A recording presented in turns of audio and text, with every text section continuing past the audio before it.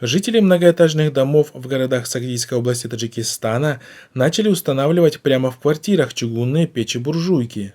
Так им приходится поступать из-за того, что каждый день в домах ограничена подача электроэнергии. Об этом сообщает «Настоящее время».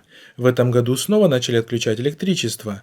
Лимит начинается в 8 утра и продолжается до 5 вечера, жалуется жительница города Чорук-Дарон Мухайо Джураева. В холод без обогревателя жить здесь невозможно. Была вынуждена установить печку, иначе, боюсь, дети заболеют. Джураева не единственная жительница дома, вынужденная греться буржуйкой. С наступлением холодов из окон почти каждой квартиры в ее старой хрущевке торчат дымящие трубы.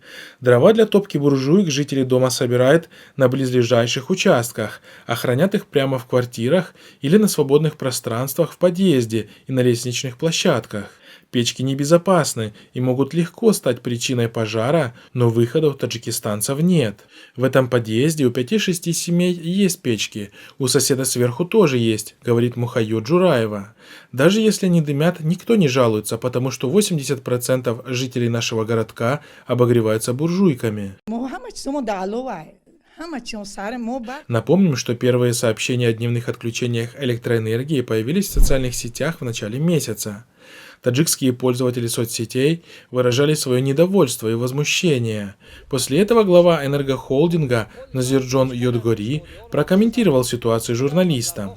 При этом разным СМИ он назвал разные причины отключений электроэнергии. Спутнику Таджикистана Йодгори рассказал, что нехватка электроэнергии в некоторых частях страны не связана с лимитом, а обусловлена ремонтом Нурекской гидроэлектростанции, в то время как Радио Зади, ссылаясь на его же слова, сообщила, что в рамках подготовки к зимнему сезону крупного энергетического оборудования ЛЭП и подстанций проводят профилактические и ремонтные работы, которые продолжатся еще неделю.